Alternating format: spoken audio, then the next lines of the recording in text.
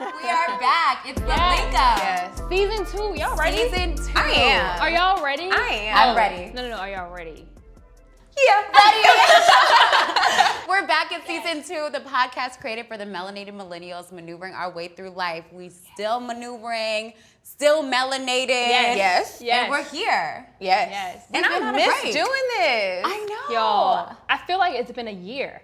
It feels like it's only been a been year. 2 months. Yeah. We're a little dramatic, but If that. yeah, but it's felt like a dramatic. really long time. Right. We have missed you guys for sure. Yeah. So there's that. Yeah. And we missed each other because over this break, we weren't in your iTunes, your Spotify, your Apple Music, whatever stream of podcasting that you listen to us. But we also didn't see each other. No, and Which we was really didn't crazy. talk as much. I know. Wow. Yeah. We were on Y'all a break. finished with me? What was that? Were we on a break from each other? What happened? Did we break up? we didn't talk about that in the beginning. Like when we decided to do this break, Right. we Yeah. calculated like, okay, I'm also taking a break from you guys. Yeah. We didn't specify. Nah, just kidding. But you know, the love is always still strong, Yeah. stronger than Always. ever, Always. as per usual. Love you guys, and so glad to be back. Yes. It feels and- good. It feels really good. And in this break, we did a lot of good things as well. We did a lot of adulting, which is actually the topic that we are going to get into. Because over this break, as promised, we did a lot of things to tackle our adult life. Shout out to Black Twitter, because I saw this quote on Black Twitter. It Black Twitter comes through. Okay, always comes through. Always. If you need a laugh, go to Black Twitter. So Literally. Black Twitter said, adulthood is the worst hood I've ever been in. I hate it here. No facts. I hate it here. I want to go home. That spoke to my soul. Yeah. I want to go home. The worst That's hood I've ever hilarious. been in. Yeah. And so whenever I saw that, I sent it to them because we were cracking up laughing because during this break, that's what we were doing. We were like, okay, adulthood has smacked us in the face like 3 times over, a million different ways.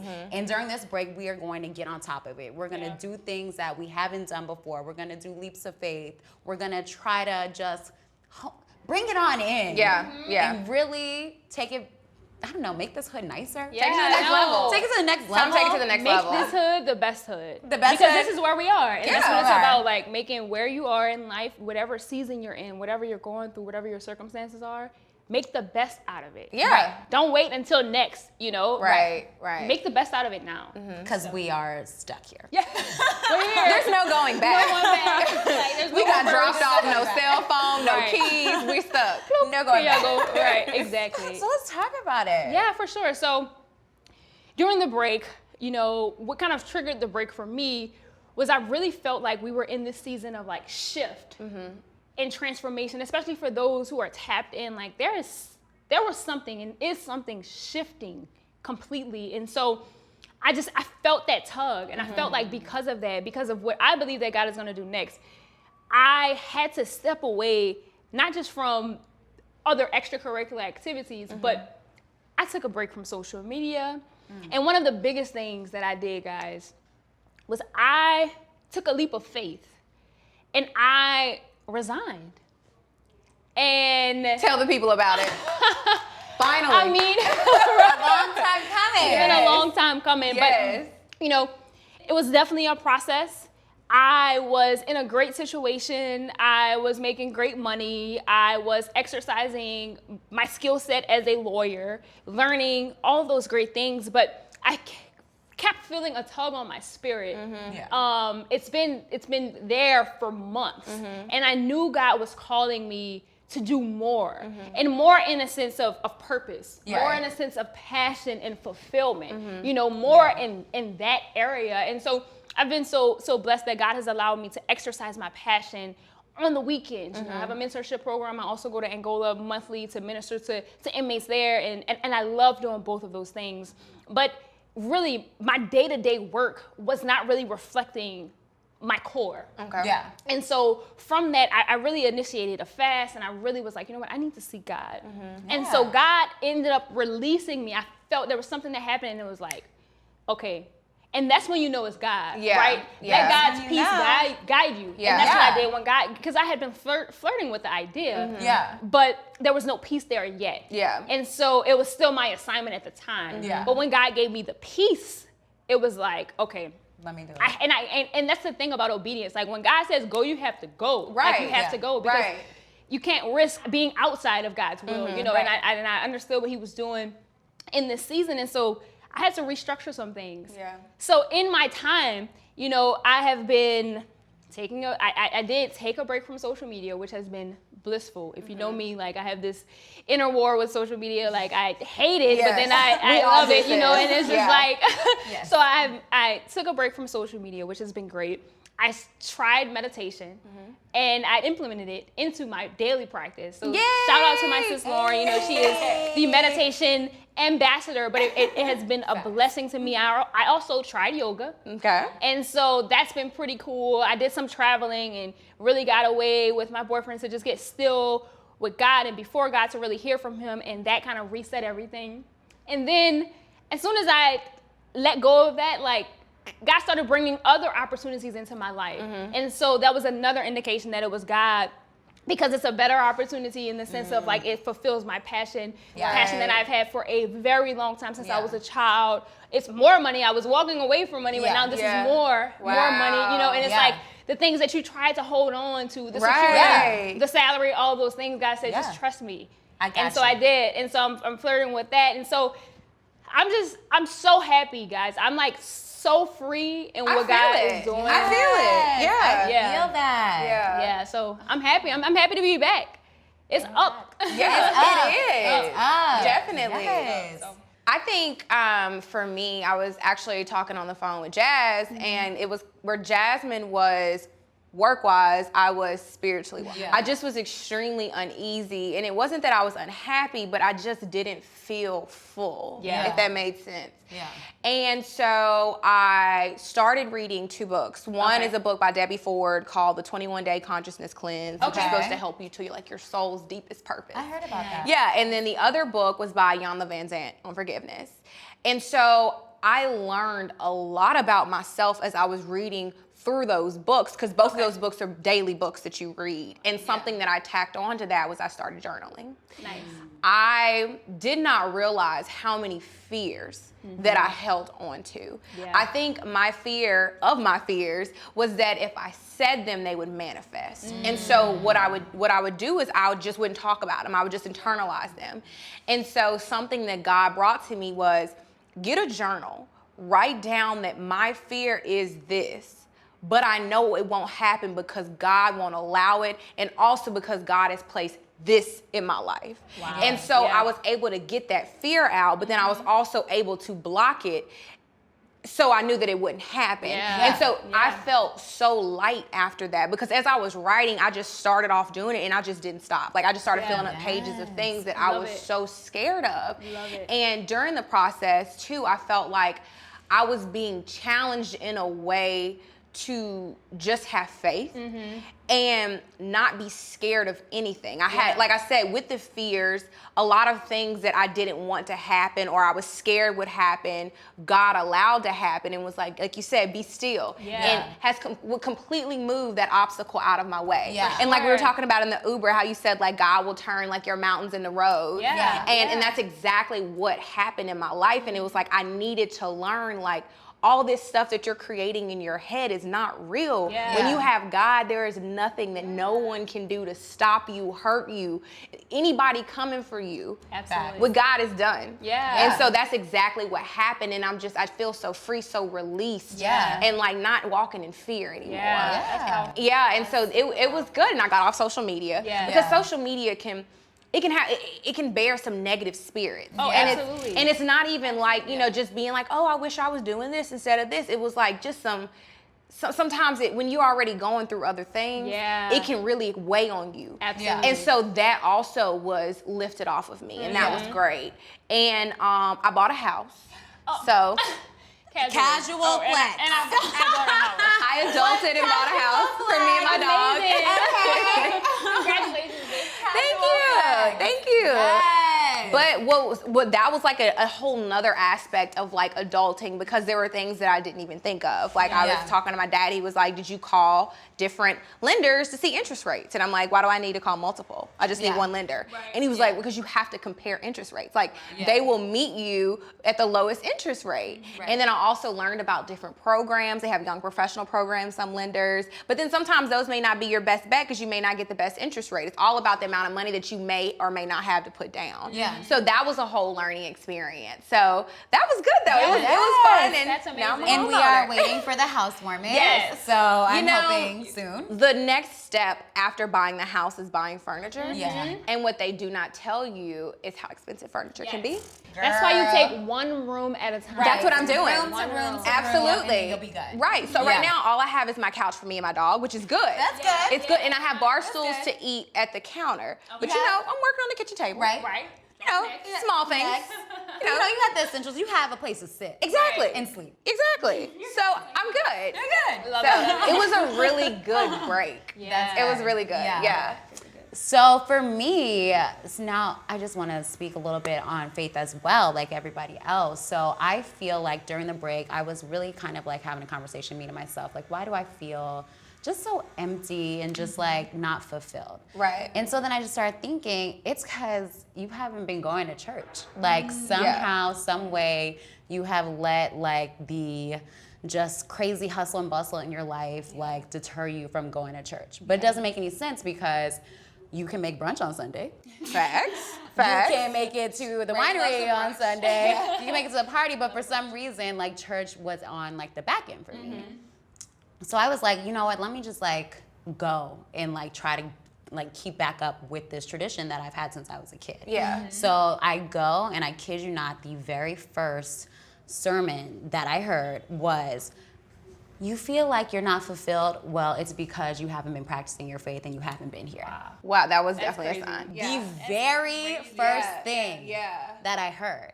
And I was like, yes. God, wow. Is that you? Wow. Cool. So just after that, I was like, I need to make it a point to go every Sunday and like go back to my traditions that like really centered me and helped me with everything, helped me with my peace, helped me just anytime I'm dealing with something, I always turn to God, but more so going and having that conversation in his house. For sure. Instead of just in my room. And so I have made it a point to hit every Sunday and go to church. And I think it's helped me tremendously. That's awesome. Tremendously. That's popping. Tremendously. And it's like, it's a little thing, but it's something that like when you get lost. Yeah. Well, I think it shows. It also shows God that you're honoring Him. Yeah. Right. And so no matter what happens or doesn't happen while you're there, the effort and the intention is like, God, I'm putting you first. Right. I'm putting you first. And so He honors that and He blesses that. 100%. Definitely. So then after I was like, oh, my faith is like in line, I'm feeling good, like let's take this next adulting step. Let me try to go to therapy. We've talked about therapy a lot. We've talked about it on our episodes, like our podcast. So I was like, let me implement this thing that we talked about so much, like give it a try. So I searched for therapists. It's very difficult to find a therapist. Anyone who's looked for one, I mean, they don't be taking insurance. They don't be accepting new clients. I don't know. It's all different types of things. But I ended up finding this woman who not only took my insurance, but was accepting new clients. Okay. So I was like, yes, I am going. The only thing is she was non-melanated, which I was open to because of just, you know, the insurance thing and having an opening. So let me just go. I've never done it before. Let's see what happens. I knocked on the door. She opened up the door and was like, hi, sis. Okay, that feels like a strike one for me. But I'm gonna just keep rolling with it. You sure she said sis? I'm 100% sure she said, hi, sis. Wow. Okay. I mean, what else? Hi, kiss? No, it's sis. It was sis. It's sis. All right, I was trying to find It was something. 100% sis. Okay. So fine, we sit on the couch. She sits down across from me, beautiful space. We're starting to talk, and she was like, girlfriend, I want you to just dive in, just tell me everything, girlfriend. Who is your girlfriend? I'm really confused. I really turned around because I was like, is there a girlfriend behind me? Because it ain't the person on this couch. Because I got a lot of friends and none of them asked me who my insurance provider is. Okay. I was like, because for me especially, like this is a really big thing for me. Looking for a therapist, I don't really want somebody who is my girlfriend because y'all are my girlfriends. Yeah. I'll call y'all if I need a girlfriend advice. Right. I want a professional. I want it to be professional and someone helping me through. So besides the colloquialism that she was using, like the whole girlfriend thing is just an X. So a strike two. I kept it rolling because I'm still here. Yeah. I'm here, so let's keep going. Yeah. About maybe 10 minutes before the session was over, she said, I know that's right. Amen.